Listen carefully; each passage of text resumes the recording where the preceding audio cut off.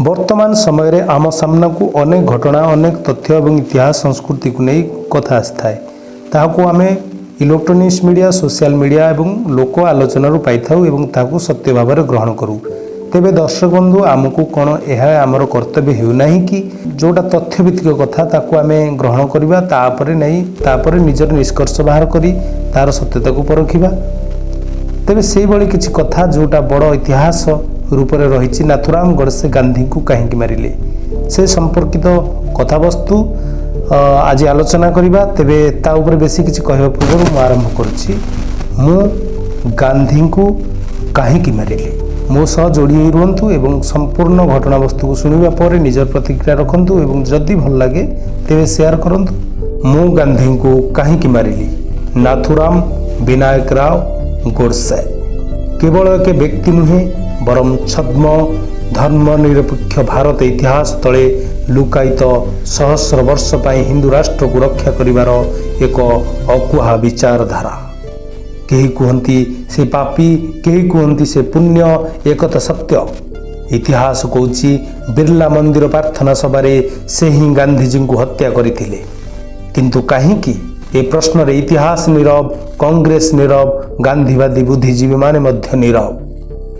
हम इतिहास जानिबा को कौन आमर अधिकार नहीं एथिपाई दायी के आसंतु जानिबा फांसी कुंडरे झुलिबा पूर्व न्यायालय प्रदान करिथिबा से दिनर शेष उक्ति जहाँ तांकर भाई गोपाल गोडसे निजे लिखिथिले मु गांधी को कहीं मारिली।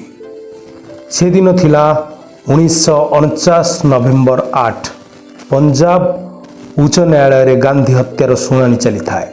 बादी प्रतिवादी वकिलंकर शुणिला परे फांसी दंड शुणाइबा पूर्व विचारपति महोदय अभियुक्त गोडसे को कहले निज पक्ष बा शेष इच्छा प्रकाश करने को कौन सी ग्लानि और पश्चाताप बिना निर्भय और वीरत्वर सह से कहवाकू लगिले।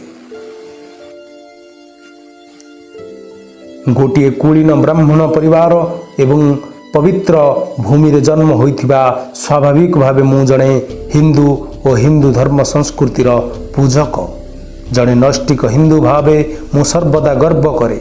जेबे मु बड़ हेली हिंदुत्वर महानता को बुझिली मुक्त विचार द्वारा हिंदू धर्म थिबा किछि कुसंस्कार अंधविश्वास अस्पृश्यता उच्च नीच भेदभाव को विरोध कली। सेथिपाई प्रथमे गांधीजी को गुरु रूपे स्वीकार कली तांकर सामाजिक संस्कार और स्वाधीनता आंदोलन रे भाग नेली। तांको आदर्श अनुप्राणित होई सत्याग्रह आंदोलन रे मु प्रथमे बंदी हेली। हिंदू महासभार सदस्य भावे जातिवाद और अस्पृश्यता विरोध रे जन जागरण कली। मो मतरे जाति वर्ण निर्विशेष रे समस्त हिंदू को धार्मिक और सामाजिक अधिकार समान। निजर योग्यता अनुसार जड़े उच्च नीच होई पारे किंतु जन्म आधार रे नुहे। अस्पृश्यता और जाति भेद को मूलोत्पाटन करने मु सहभोजी कार्यक्रम आयोजन करी हजार हजार शूद्र वैश्य क्षत्रिय और ब्राह्मण को एकत्र कराउथिली। आमे जाति भेद बंधन को भांगी एक ही जाउथिलु। मु हिंदू शास्त्र रामायण महाभारत और भागवत गीता को अध्ययन करिछि जेउठी कौनसी छुआ अछुआ बा जन्म आधार रे जातिवादर उल्लेख नहीं। मु रावण चाणक्य दादा भाई नारोजी विवेकानंद गोखले तिलक जीवन और सेमानंकर लेखा भाषण शुणिछि। भारत तथा इंग्लैंड अमेरिका फ्रांस रूस प्राचीन वैप्लविक इतिहास मध्य पढ़िछि। यह छड़ा मार्क्सवाद और समाजवाद सिद्धांत को मध्य अध्ययन करिछि किंतु सर्वोपरि गांधीजी और सावरकरंकर सिद्धांत लेखा और भाषण मते बहुत प्रभावित करिछि। कारण ये दुई महापुरुषंकर विचारधारा मात्र 30 वर्ष रे एते बड़ राष्ट्र 30 कोटी जनसाधारण को एक और जागृत करिबारे मुख्य भूमिका रही।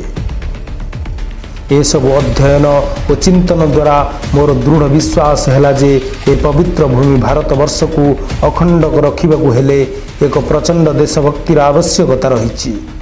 आउ से देशभक्तिर मूल स्रोत होउछंती हिंदुत्व और हिंदू सेवा। ए देशर पुत्र रूपी 30 कोटी हिंदू को न्यायपूर्ण हित साधन नहेले निसंदेह भारत स्वाधीन होब। यही दृढ़ विश्वास नहीं मु मोर संपूर्ण जीवन हिंदू संगठन विचारधारा और कार्यक्रम नियोजित करी, कारण यही साधना और विधि द्वारा केवल ही मातृभूमिर रक्षा और संपूर्ण मानव समाजर सेवा हो पारिब। 1920 लोकमान्य तिलकर देहांत पर कांग्रेस रे गांधीजी प्रभाव बढ़िबा लगिला। सर्वमान्य नेता भावे गांधीजी उक्ति को ही कांग्रेस अभिव्यक्ति भाव ग्रहण करागला। जनजागरण पई से ही एकमात्र सर्वोच्च मार्गदर्शक थिले। तांको समकक्ष केही नथिले। सत्य और अहिंसा द्वारा स्वाधीनता संभव यही दिवा स्वप्न द्वाही देई से संपूर्ण हिंदू समाज को ब्रिटिश पाखरे असहाय और निरस्त्र करदेवार व्यवस्था करदेले, किंतु तांको कहार भी प्रतिरोध करिवार क्षमता नथिला। परंतु आत्मसम्मान, राष्ट्रप्रति कर्तव्य और देशप्रीति मो मन को आंदोलित करुथिला। ब्रिटिश पाखरे निजको महान करने पाई ढाल भाव में व्यवहार होउथिबा गांधीजी अहिंसा नीति और सिद्धांत अपेक्षा बल प्रयोग माध्यम स्वाधीनता प्राप्त संभव, यह मोर विचार। राष्ट्र रक्षा पाई आक्रमणकारी को सशक्त प्रतिरोध करने अन्याय नुहे बरम धार्मिक और शास्त्रानुमोदित कर्तव्य। शास्त्र कहूची रामायण श्रीराम रावण को हत्या करी माता सीता को उद्धार करथिले। महाभारत रे कौरवों अन्याय अत्याचार और व्यभिचार विरोध रे श्रीकृष्ण अर्जुन माध्यम रे युद्ध करी समाज रक्षा करथिले। एपरिकी पितामह भीष्म को हत्या करागला कारण से आक्रमणकारी समर्थन करथिले। मोर मन हुए गांधीजी दर्शन रे श्रीराम श्रीकृष्ण और अर्जुन होइछंती हिंसावादी। अहिंसार द्वाही देई से समग्र भारतीयों प्रति से विश्वासघातकता करिछंती। आधुनिक भारत इतिहास रे छत्रपति शिवाजी महाराजों द्वारा मुस्लिम आक्रमणकारी को पराजित करा जाई हिंदू समाज रे सम्मान स्वराज प्रतिष्ठा करा जाइथिला। सेहीपरि राणा प्रताप और गुरु नानक देवंकर बलिदान और वीरत्व पाई आज हिंदू समाज बंची रही। एमानकु दीर्घ भ्रमित देशभक्त कही निजको महान अहिंसार पूजारी भाव प्रकट करने कौन एक छलना नुहे, विश्वासघातक नुहे। से निश्चिंत जड़े शांति प्रेमी किंतु वास्तव में जड़े दुर्बल मानसिकतार आत्मप्रचारवादी व्यक्ति थिले। अहिंसार मंजी बुणी समग्र हिंदू समाज को अकथनीय निर्यातना सहिबा पाई विधर्मी हाथ में टेकीदेले। सामूहिक नरसंहार व्यवस्था करदेले। शिवाजी महाराज, राणा प्रताप और गुरु नानक देव जी हिंदू समाज तथा एक राष्ट्र रक्षक जी प्रत्येक भारतीय हृदय रे विराजमान, तांकु कोण आमे केबे हिंसावादी कहि परिबा? तांको दीर्घ 32 वर्ष पक्षपातिता और उस्काइबा नीति तथा धर्म आधारित विभाजन रे मुस्लिम पुनर्भारत रहिबा पई तांको द्वारा आयोजित निष्पत्ति रु मुहि निष्कर्ष रे पहुँचवा बाध्य हेले जे हिंदू समाज रक्षा और भारतर सुरक्षा पाई गांधीजी अस्तित्व को अतिशीघ्र निश्चिन्न करदेवा उचित। विगत आईन अमान्य आंदोलन रे से ही थिले मुख्य पुरोधा। बिना विचार विमर्श रे से ही एकमात्र निर्णय दियंती आंदोलन को केबे और किपरि आरंभ होबो से करा जीवो से ऊपर से ही निर्णय दियंती। आंदोलन सफल हो कि विफल हो जेते बाधा विघ्न आसू आंदोलनकारी मरंतु से से सचेतन नथिले, किंतु सर्वदा सचेत थिले किपरि निजर निर्भुल भावमूर्ति ब्रिटिश सम्मुख में उपस्थापित हो। तांको द्वारा केबे कौनसी भूल होई पारे ना, एही अहं को साब्यस्त करने को जाई से कहूतिले सत्याग्रही केबे असफल हुए ना। किंतु सबुठु विडंबनार विषय तांको व्यतीत ए सत्याग्रह माने कौन कि जानी नथिले किंबा तांको पचारिबाकू साहस करुनथिले, कारण से ही थिले उभय दोषी वकील और विचारपति। एहीपरि बाचालामी और स्वेच्छाचारिता मनोभाव सहित अति कठोर आत्मसंयम निरंतर कार्य तथा उन्नत चरित्र तांको एक प्रकार उग्र और निर्दयी करदेला। ତାଙ୍କର ଦାୟିତ୍ୱହୀନତା କାର୍ଯ୍ୟ ପାଇଁ ସ୍ୱାଧୀନତା ସଂଗ୍ରାମରେ ଝାସ ଦେଇଥିବା ବିଦେଶୀ ଫେରନ୍ତା ବହୁ ଉଚ୍ଚ ଶିକ୍ଷିତ ବ୍ୟକ୍ତି, କ୍ରାନ୍ତିକାରୀ ଯୁବକ ଓ ରାଷ୍ଟ୍ରବାଦୀ ନେତାଙ୍କ ଜୀବନ ବ୍ରିଟିଶ ହାତରେ ଅକାଳରେ ଚାଲିଯାଇଥିଲା। ଏଥିପାଇଁ ସେ ହିଁ ଥିଲେ ଏକମାତ୍ର ଅପରାଧୀ। ସେହିପରି ଭାରତର ରାଷ୍ଟ୍ରଭାଷା ପ୍ରଶ୍ନରେ ସେ ମୁସଲିମ ତୁଷ୍ଟୀକରଣ ନୀତି ଆପଣାଇଲେ। ସଂଖ୍ୟା ଦୃଷ୍ଟିରୁ ହିନ୍ଦୀ ହିଁ ରାଷ୍ଟ୍ରଭାଷା, କିନ୍ତୁ ମୁସଲିମ ଏହାକୁ ଗ୍ରହଣ କଲେ ନାହିଁ।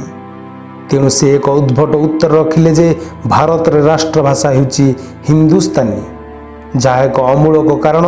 ଆମ ଦେଶରେ ହିନ୍ଦୁସ୍ତାନୀ ବୋଲି କିଛି ଭାଷା ହିଁ ନାହିଁ। କିନ୍ତୁ ତାଙ୍କ ସମର୍ଥକ ଏହାକୁ ବହୁଳ ଭାବରେ ପ୍ରଚାର କଲେ। ଫଳରେ ହିନ୍ଦୀ ଭାଷାର ଶୁଦ୍ଧତା ଓ ସୌନ୍ଦର୍ଯ୍ୟ ହାନି ହୋଇ ଉର୍ଦ୍ଦୁ ମିଶା ଭାଷା ହେଲା। କ୍ରମାଗତ ଭାବରେ ଦେଖିଲେ ତାଙ୍କର ସମସ୍ତ ପ୍ରୟୋଗ କେବଳ ଏ ଦେଶର ବହୁ ସଂଖ୍ୟକ ହିନ୍ଦୁଙ୍କ ଉପରେ ହିଁ ହେଉଥିଲା। ଅଗଷ୍ଟ 1946ରେ ପାକିସ୍ତାନ ସୃଷ୍ଟି ପାଇଁ ମୁସଲିମ ଲିଗ୍ ଦ୍ୱାରା ହିନ୍ଦୁଙ୍କ ଉପରେ ଅତ୍ୟାଚାର ଆରମ୍ଭ ହେଲା। ଦେଶର ବିଭିନ୍ନ ସ୍ଥାନରେ ଦଙ୍ଗା ହେଲା। କଲିକତା, କରାଚିର ଲକ୍ଷାଧିକ ହିନ୍ଦୁ ମଲେ। ମା ଭଉଣୀଙ୍କୁ ଅପହରଣ କରାଗଲା। କିନ୍ତୁ ଗାନ୍ଧିଜୀଙ୍କର ନିର୍ବିକାର ଥିଲେ। ସେ କେବଳ ଚୁପ୍ ନଥିଲେ, ବରଂ ମୁସଲମାନଙ୍କ ହିତରେ ଅନଶନ ଓ ମନ୍ତବ୍ୟ ଦେଉଥିଲେ। ଦଙ୍ଗା ପାଇଁ ସେ ହିନ୍ଦୁଙ୍କୁ ଦାୟୀ କରୁଥିଲେ। ଯେଉଁ କଂଗ୍ରେସ ନିଜକୁ ରାଷ୍ଟ୍ର ହିତରେ ସମର୍ପିତ କରୁଥିଲା, ଗାନ୍ଧୀଙ୍କ ମୁସଲିମ ପ୍ରେମ ଓ ଆକ୍ରାନ୍ତଙ୍କ ବନ୍ଧୁକ ମୁନରେ ଜିନା ପାଖରେ ଦୟନୀୟ ଭାବେ ଆତ୍ମସମର୍ପଣ କରି ପାକିସ୍ତାନକୁ ସ୍ୱୀକାର କଲେ। ଆମେ ଆମର ଏକ ତୃତୀୟ ଭାଗ ହରାଇଲୁ। ଅଗଷ୍ଟ 1946ରେ ପାକିସ୍ତାନ ସୃଷ୍ଟି ପାଇଁ ମୁସଲିମ ଲିଗ୍ ଦ୍ୱାରା ହିନ୍ଦୁଙ୍କ ଉପରେ ଅତ୍ୟାଚାର ଆରମ୍ଭ ହେଲା। ଦେଶର ବିଭିନ୍ନ ସ୍ଥାନରେ ଦଙ୍ଗା ହେଲା। କଲିକତାରୁ କରାଚି ଲକ୍ଷାଧିକ ହିନ୍ଦୁ ମଲେ। ମା ଭଉଣୀଙ୍କୁ ଅପହରଣ କରାଗଲା। କିନ୍ତୁ ଗାନ୍ଧିଜୀଙ୍କର ନିର୍ବିକାର ଥିଲେ। ସେ କେବଳ ଚୁପ୍ ନଥିଲେ, ବରଂ ମୁସଲମାନଙ୍କ ହିତରେ ଅନଶନ ଓ ମନ୍ତବ୍ୟ ଦେଉଥିଲେ। ଦଙ୍ଗା ପାଇଁ ସେ ହିନ୍ଦୁଙ୍କୁ ଦାୟୀ କରୁଥିଲେ। ଯେଉଁ କଂଗ୍ରେସ ନିଜକୁ ରାଷ୍ଟ୍ର ହିତରେ ସମର୍ପିତ କରିଥିଲା, ଗାନ୍ଧୀଙ୍କ ମୁସଲିମ ପ୍ରେମ ଓ ଆକ୍ରାନ୍ତଙ୍କ ବନ୍ଧୁକ ମୁନରେ ଜିନା ପାଖରେ ଦୟନୀୟ ଭାବରେ ଆତ୍ମସମର୍ପଣ କରି ପାକିସ୍ତାନକୁ ସ୍ୱୀକାର କଲା। ଆମେ ଆମର ଏକ ତୃତୀୟ ଭାଗ ହରାଇଲୁ। ମୋ ମା'କୁ ଏମାନେ କାଟି ଖଣ୍ଡ ଖଣ୍ଡ କରିଦେଲେ। ଆମ ପାଇଁ ଆମ ମା ବିଦେଶୀ ଭୂଖଣ୍ଡ ହୋଇଗଲା। ଏହା ଥିଲା ଗାନ୍ଧିଜୀଙ୍କ ଦୀର୍ଘ 30 ବର୍ଷ ନିର୍ବିବାଦ ଏକଛତ୍ରବାଦୀ କାର୍ଯ୍ୟର ଫଳ, ଯାହାକୁ କଂଗ୍ରେସ ସ୍ୱତନ୍ତ୍ରତା ଓ କ୍ଷମତାର ଶାନ୍ତିପୂର୍ଣ୍ଣ ହସ୍ତାନ୍ତର କୁହେ।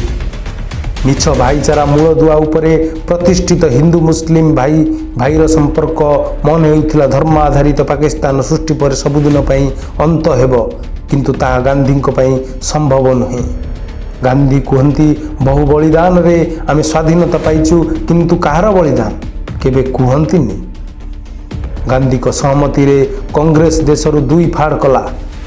ଯେଉଁ ଦେଶ ଆମେ ମାତୃଭୂମି କହୁ, ତାର ପୂଜା କରୁ ନିଜ ସ୍ୱାର୍ଥ ପାଇଁ, ଶେଷରେ ସେ ମା'କୁ ଏମାନେ କ୍ଷତାକ୍ତ କଲେ।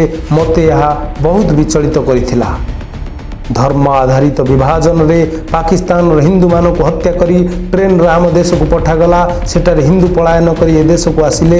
ପାକିସ୍ତାନ ହିନ୍ଦୁମାନଙ୍କ ଘରେ, କ୍ଷେତ, ଏପରିକି ମା ଭଉଣୀକୁ ବଳପୂର୍ବକ ମୁସଲିମ ମାନେ ନେଇଗଲେ। ବହୁ ମନ୍ଦିରକୁ ଭାଙ୍ଗି ଦିଆଗଲା ଓ ସେଠାରେ ଭାରତରୁ ଯାଇଥିବା ମୁସଲମାନଙ୍କୁ ରଖାଗଲା। ଗାନ୍ଧିଜୀ ଏହା ବିରୋଧରେ ପଦଟିଏ କହିଲେନି, ବରଂ ଚୁପ୍ ରହିବା ଉଚିତ ଭାବିଲେ। କିନ୍ତୁ ପାକିସ୍ତାନରେ ହିନ୍ଦୁ ହତ୍ୟାର ପ୍ରତିକ୍ରିୟା ଯେତେବେଳେ ଭାରତରେ ଦେଖାଗଲା, ମୁସଲିମକୁ ରକ୍ଷା କରିବା ପାଇଁ ସେ ଆଗକୁ ଆସିଲେ। ଚିରାଚରିତ ଢଙ୍ଗରେ ଦଙ୍ଗା ବିରୋଧରେ ଆମରଣ ଅନଶନରେ ବସିଲେ। ପାକିସ୍ତାନରୁ ଲୁଚି ଆସିଥିବା କିଛି ହିନ୍ଦୁ ଶରଣାର୍ଥୀ ମୁସଲିମ ଛାଡ଼ି ଯାଇଥିବା ଦିଲ୍ଲୀର ଏକ ଖାଲି ମସଜିଦରେ ପ୍ରାଙ୍ଗଣରେ ବଳପୂର୍ବକ ରହିଥିଲେ। କିନ୍ତୁ ଅନଶନ ଭଙ୍ଗ କରିବା ପାଇଁ ଗାନ୍ଧିଜୀଙ୍କର ପ୍ରଥମ ସର୍ତ୍ତ ରଖିଲେ ଯେ ସେ ମସଜିଦକୁ ଖାଲି କରିବା ପାଇଁ। ମିଛ ଭାଇଚାରାକୁ ସୁଦୃଢ଼ କରିବା ପାଇଁ ସେ ହିନ୍ଦୁକୁ ଶିଖାଇଲେ ମନ୍ଦିରରେ ବୋଲିବା ପାଇଁ ଈଶ୍ୱର ଆଲ୍ଲାହ ତେରା ନାମ, କିନ୍ତୁ କୌଣସି ମୁସଲିମକୁ ଏହା ଶିଖାଇଲେ ନାହିଁ ମସଜିଦରେ ଗାନ କରିବାକୁ। କେବଳ ହିନ୍ଦୁ ହିଁ ତାଙ୍କ ପ୍ରୟୋଗଶାଳା ଥିଲେ, କିନ୍ତୁ କେବେ ମୁସଲିମ ନୁହେଁ। କାରଣ ସେ ଭଲ ଭାବେ ଜାଣିଥିଲେ ମୁସଲିମ କେବେ ତାଙ୍କ କଥା ରଖିବେନି। ମୁସଲିମଙ୍କ ପାଇଁ ଧର୍ମ ବଡ଼, କିନ୍ତୁ ଦେଶ ନୁହେଁ। ସେ ବହୁତ ଚତୁର ଥିଲେ। ଅନଶନ କରୁଥିଲେ, କିନ୍ତୁ ଭଙ୍ଗ ପାଇଁ ଯେଉଁ ସର୍ତ୍ତ ରଖୁଥିଲେ ତାହା କେବଳ ହିନ୍ଦୁଙ୍କ ଉଦ୍ଦେଶ୍ୟରେ ଥିଲା। ଆଉ ସରଳ ନିରୀହ ହିନ୍ଦୁ ତାଙ୍କ କଥା ମାନି ଯାଉଥିଲେ, କିନ୍ତୁ ସେ ମୁସଲିମଙ୍କ ଉଦ୍ଦେଶ୍ୟରେ ସର୍ତ୍ତ ରଖୁନଥିଲେ, କାରଣ ସେ ଜାଣିଥିଲେ ତାଙ୍କ ଅନଶନ ଦ୍ୱାରା ନା ଜିନା ପ୍ରଭାବିତ ହେଉଥିଲେ ନା ମୁସଲିମ। ଅନଶନରେ ସେ ମରିଗଲେ ବି ମୁସଲିମ କେବେ ତାଙ୍କ କଥାକୁ ସମ୍ମାନ ଦେବେ ନାହିଁ। ଗାନ୍ଧିଜୀକୁ ରାଷ୍ଟ୍ରପିତା କୁହାଯାଉଛି।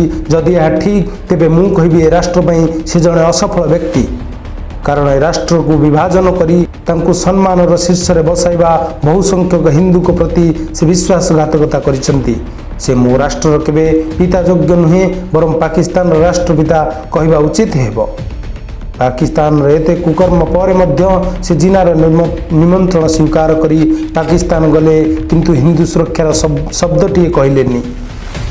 ସେହିପରି ବିଭାଜନ ପରେ ଅଧିକାଂଶ କଂଗ୍ରେସ ସଭ୍ୟ ପାକିସ୍ତାନକୁ 55 କୋଟି ଆର୍ଥିକ ସହାୟତା ଦେବା ବିରୋଧରେ ଥିଲେ, କିନ୍ତୁ ଗାନ୍ଧିଜୀ ଜିଦ୍ କଲେ ଦେବା ପାଇଁ, ନଚେତ୍ ଅନଶନର ଧମକ ଦେଲେ ତାଙ୍କ ପାଇଁ ମୁସଲିମ ହିଁ ସର୍ବୋପରି।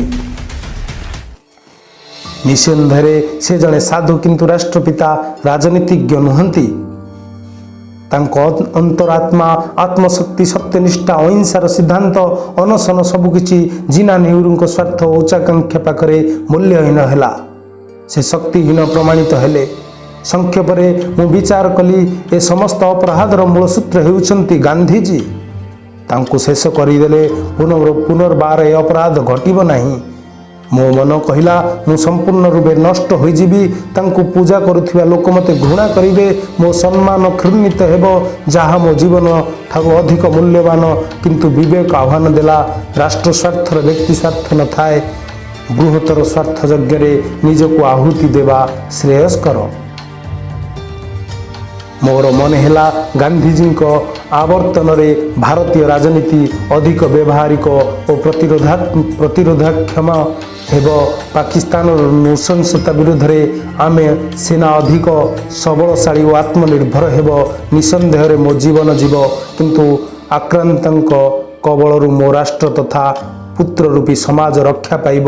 ଲୋକେ ମୋତେ ପଛେ ପାଗଳ କୁହନ୍ତୁ, କିନ୍ତୁ ମୋ ରାଷ୍ଟ୍ର ସେହି ରାସ୍ତାରେ ଅଗ୍ରସର ହେବ, ସ୍ୱତନ୍ତ୍ର ହେବା ପାଇଁ, ଯାହାକୁ ମୁଁ ସୁଦୃଢ଼ ରାଷ୍ଟ୍ର ନିର୍ମାଣ ପାଇଁ ଆବଶ୍ୟକ ମନେ କରୁଛି। ଏହି ମହାନ କାର୍ଯ୍ୟକୁ ସମ୍ପାଦନ କରିବା ପାଇଁ ମୁଁ ଅତ୍ୟନ୍ତ ନିର୍ଣ୍ଣୟ ନେଲି, କିନ୍ତୁ ଏ ବିଷୟରେ କାହାକୁ କିଛି କହିଲି ନାହିଁ।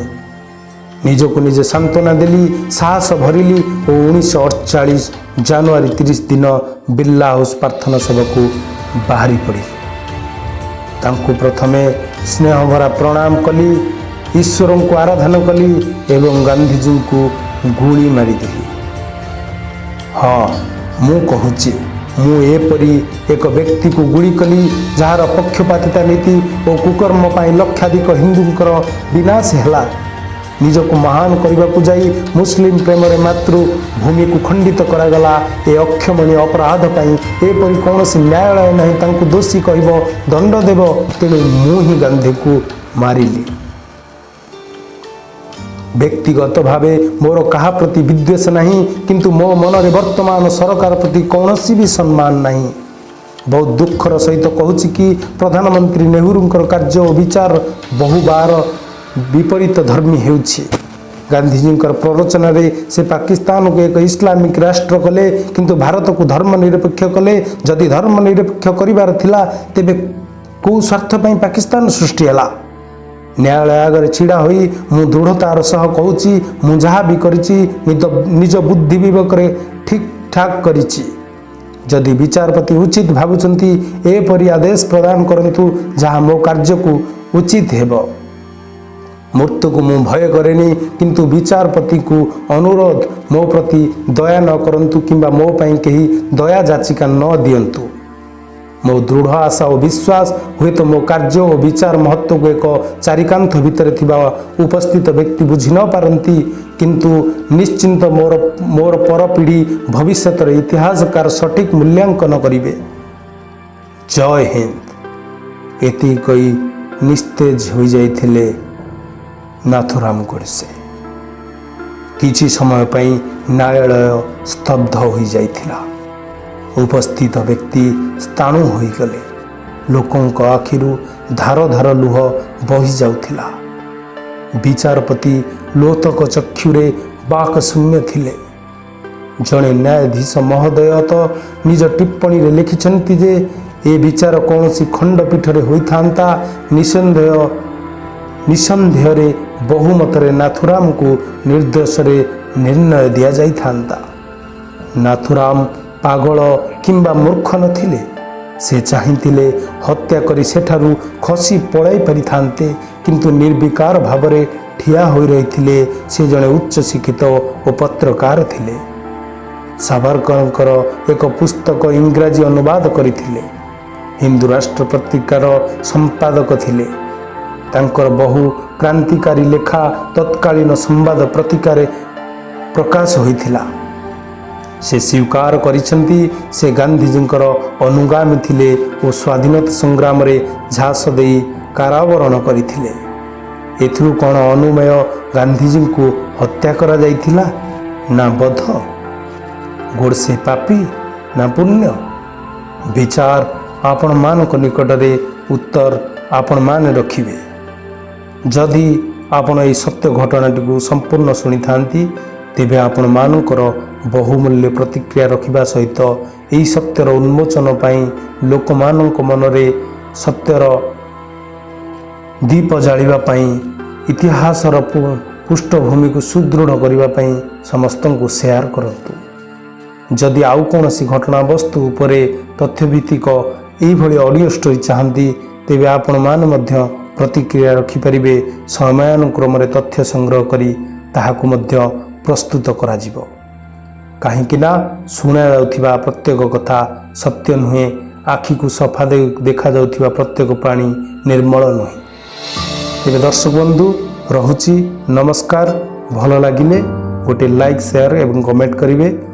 ଆଜିର କଥାବସ୍ତୁ ମୁଁ କାହିଁକି ଗାନ୍ଧୀଙ୍କୁ ମାରିଲି ଥିଲା। ତାପରେ ଯଦି କୌଣସି ଏମିତି ତଥ୍ୟଭିତ୍ତିକ ଘଟଣାବସ୍ତୁ ମୋ ସାମ୍ନାକୁ ଆସେ, ମୁଁ ନିହାତି ତଥ୍ୟର ସହ ପ୍ରକାଶ କରିବି।